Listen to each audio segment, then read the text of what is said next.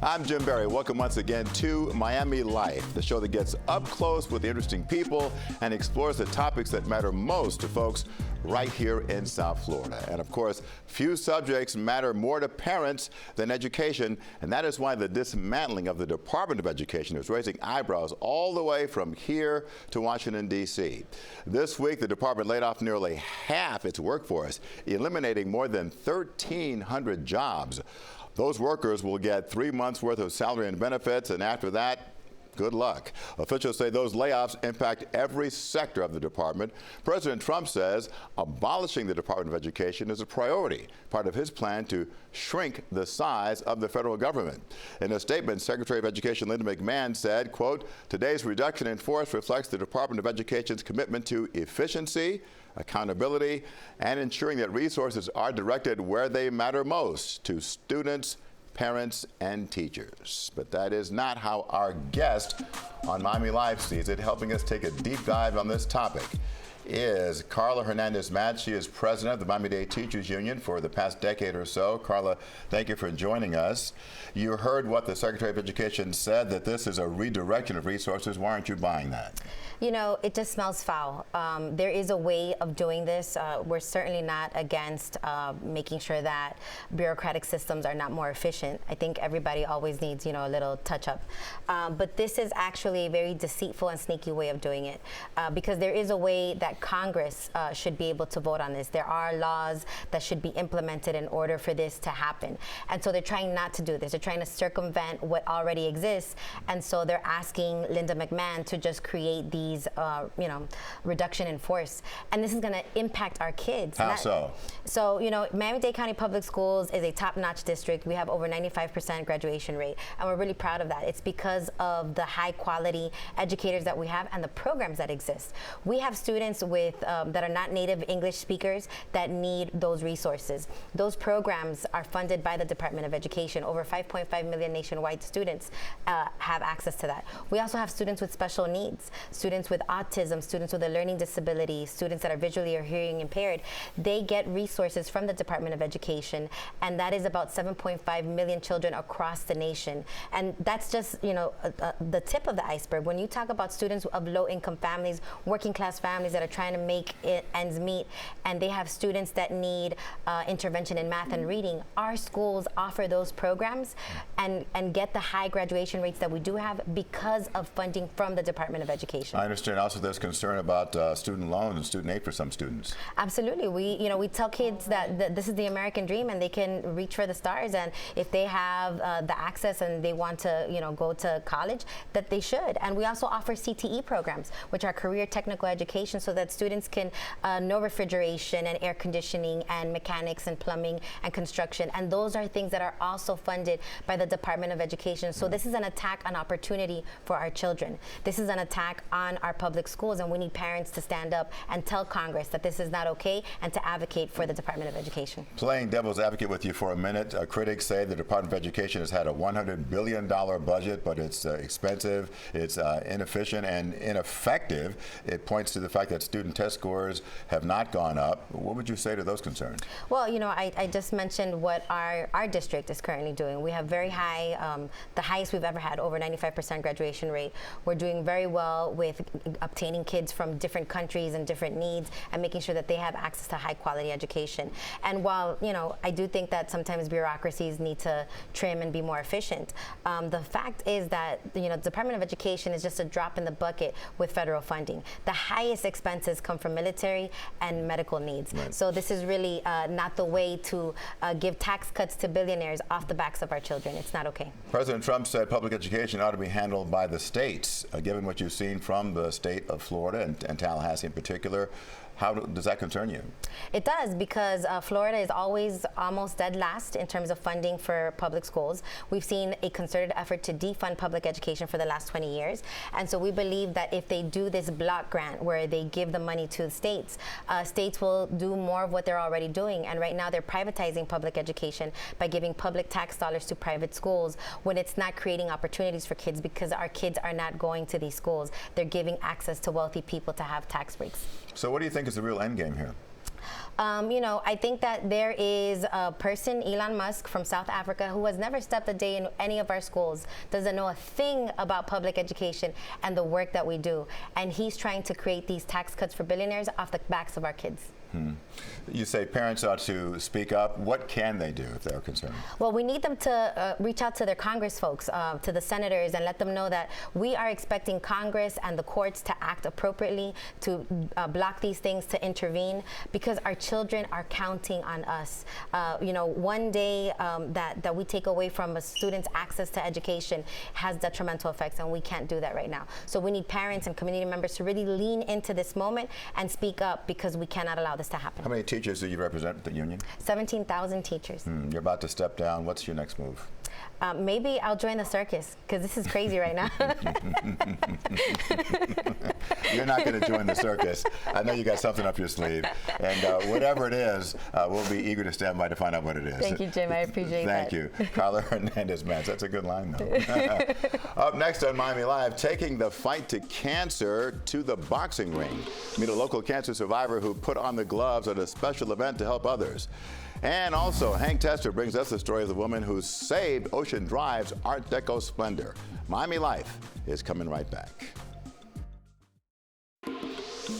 Welcome back. Time now to meet this week's person of interest. He is a local cancer survivor who jumped into the boxing ring for a unique cancer fundraiser. Putting on the gloves is his way of helping others who face the same dangerous fight that he once did. 14 years ago, Nadir Merchant found himself in the fight of his life. In 2011, I was diagnosed with stage 4B Hodgkin's lymphoma. Long story short, I found a little lump in my neck, had it checked out, one thing led to another, and I was diagnosed with Hodgkin's lymphoma. So I went through chemotherapy for 7 months. That experience left a huge impact on him mentally and physically. I gained a lot of weight during chemotherapy. Some of the drugs that they give you to help with the nausea actually cause a lot of weight gain and a lot of hunger, which is good for fighting cancer, but you know, not necessarily great for long-term health. So when I finished, I really focused myself on getting healthy again physically, and just kind of getting into good shape and you know, being focused on living a healthy lifestyle. Within a year of finishing chemotherapy, he took part in a triathlon to raise money for the Leukemia and Lymphoma Society. It was a good way for me to kind of give back to the community and also focus on my own health and getting myself back into shape. But he wanted to keep fighting the disease. And that's when he heard about Haymakers of Hope, a nonprofit that supports cancer research. Instead of fancy dinners, the group fundraises through charity boxing matches. Its recent event on Miami Beach featured first-time boxers, men and women, who trained 4 months for the big moment. I was interested in fighting. I thought it was something that was interesting. I thought the idea of doing a charity boxing match was really intriguing because, you know, as a 40-year-old non-fighter, I'm never going to go and compete in fighting for real, right? It's just not going to happen. But doing a charity fight is, you know, an accessible way for me to go fight other people who have not really been a fighter before and also contribute something to a cause that's near and dear to my heart. Lo and behold, Haymakers for Hope happened to be recruiting for the Miami event at the time. I live here in Miami, so it was kind of serendipitous. We caught up with Merchant the day before his fight as he trained at the legendary 5th Street Gym on Miami Beach. He's a busy guy, running the custom clothing shop House of Bespoke Miami. We make custom menswear for folks here in Miami. And his sense of style even extends to his color-coordinated gym wear. But make no mistake, he took the training seriously. He was in it to win it. We've done some serious heavy sparring. As you can see, I have a nose strip on right now. My nose is not in the best shape of my life, but it's all good. I'm ready to go. And on fight night, win he did, earning a unanimous decision. But Merchant's real victory comes from helping others achieve the victory he did and knocking out cancer. People who have stage 4 Hodgkin's lymphoma have a 64% 10-year survival rate. At least that's what it was at the time when I was diagnosed. And you know, I always felt like I want that to be 100%. I want everybody to have the same type of outcome that I did. I was very, very fortunate to have the outcome that I did and to still be here 14 years later. Well, the evening raised more than $400,000 that will benefit local cancer research efforts. Well, it is Women's History Month, and we wanted to turn the spotlight to a lady whose tenacity helped preserve Ocean Drive's unique Art Deco hotels. Hank Tester tells us how Barbara Capitman took on big developers and won. It is a crown jewel, the signature landmark, an Art Deco architectural wonder, Ocean Drive, Miami Beach. Ocean Drive is recognized as one of the most famous streets in the world. Mark Gordon from the Miami Beach Design Preservation League runs the walking tours of the Art Deco district. It was a beachside dump, and a seaside resort that had lost its value. Ocean Drive and its unique hotels in serious decline by the 1970s. That's until this woman, this force of nature, Barbara Capitman, arrived mourning the loss of a husband and seeking purpose. Her son during a lecture on Miami Beach. One of the big confusions about thinking of Barbara as a little old lady in tennis shoes as a historic preservationist is that she had this incredibly sophisticated publicity, marketing, design background. Barbara had a degree in art history, was a newspaper writer, reporter, had a career in advertising, marketing, and design, was a political activist involved in social organizing. That would have been a row of giant high-rises. Barbara Capitman put a stop to that. She organized and cataloged over 800 Art Deco buildings. Within a few years, she had secured a National Historical Site designation for the entire district. That was with ridiculous amounts of local opposition. The Chamber of Commerce, every big developer. Barbara worked behind the scenes, securing grants, advocating building and zoning restrictions, and she would chain herself to buildings. She was sent inside a bulldozer. She would create media. She would do whatever it took. Ocean Drive, the Art Deco hotels saved, a tourism economic engine appreciated by tourists and locals, thanks to this woman. She understood arts and culture and the importance, and look at her legacy. And Barbara, if you're looking down from above, thank you very much. What you envisioned turned out pretty good, didn't it? I'm Hank Tester, CBS News, Miami. And Hank, thank you. Still to come on Miami Life, great white sharks and huge whales have been spotted just off the South Florida coast. What is bringing these massive sea creatures closer to our waters? That story when we come back. Welcome back. Unusual sightings are par for the course here in South Florida, but spotting a great white shark and a humpback whale, well, those are next level because these deep sea giants normally are not in our waters. But as Erica Gonzalez tells us, it's a sign that big changes are happening in the ocean. These three South Florida captains with decades of experience each recently set out for their big catch of the day, but they didn't expect to capture a once-in-a-lifetime moment. He's in the choke bag. He's in the choke. Captain James Pakovich was fishing for yellowtail snapper in the Keys back in January when this great white started chomping on the bait trail they set out. It's wonderful. I mean, I'm totally fascinated by sharks, and, you know, it's basically a dream come true. Catherine McDonald with UM's Rosenthal School of Marine and Atmospheric Science says great whites are like snowbirds seeking warmth. They migrate through the Atlantic to get to the Gulf of America. They like somewhat deeper water than a lot of our fishermen spend most of their time in. They're a pretty rare sighting here, but it doesn't mean that they're not present. It just means that we don't see them all that often. In December, Captain Ryan Preston rolled on this majestic sight when he was working in Biscayne Bay. I've never seen a humpback, and I don't know anybody that's seen a humpback off of South Florida. They were usually way offshore, in between, halfway in between Miami and the Bahamas, not in 50 feet of water, on top of a reef. UM's Maria Cartolona says humpback whales are found in all major oceans. Seeing humpback whales is really rare in Miami, but it is possible. They will actually make migrations down from the very northern North Atlantic all the way down to the Caribbean. And why they'll do that is during the winter, they'll come to the warmer waters to breed. The mammal's close proximity to shore, though, raises some questions. It could just be that they're interested and they wanted to come close to shore. It's not really fully understood. And there's one recent sighting that has scientists baffled. Captain A.B. Raymond couldn't believe his eyes when he spotted this last winter near Sunny Isles Beach.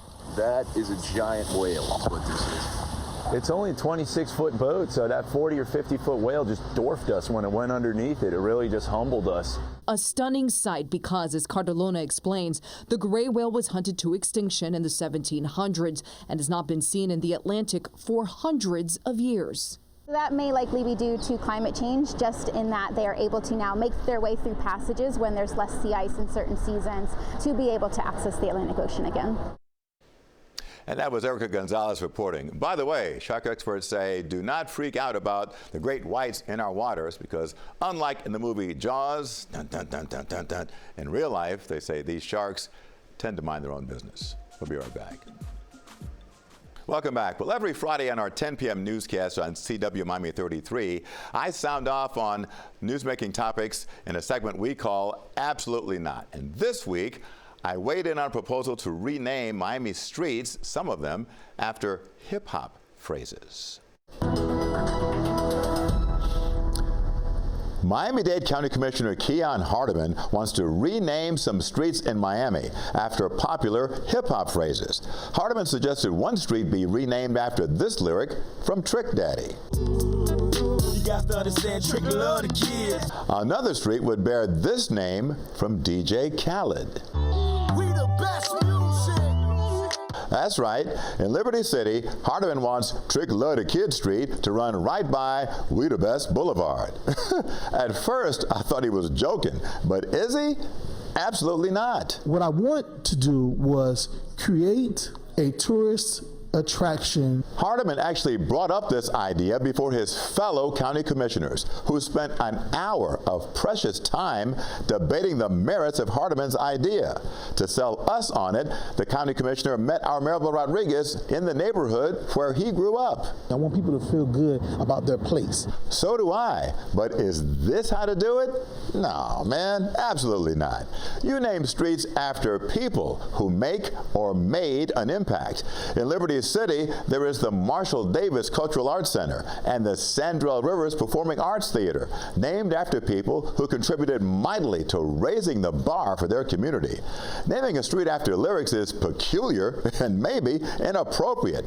As one opposing commissioner said, we don't want a street named after lyrics like this. No, I would not want to back my car up on a street with that name. Now, the County Commission may take up Hardiman's odd street naming idea again in a few weeks. Will they vote in favor? I sure hope. Absolutely not. And would we like to hear your thoughts on this? Absolutely. Well, that's a wrap on this week's Miami Life. Don't forget, we're going to see you every Thursday for this show at 6:30 on the stream. You can also watch all Miami Life episodes on demand on our YouTube channel. I'm Jim Berry. Thanks for checking us out. Hope you do it again. See you later.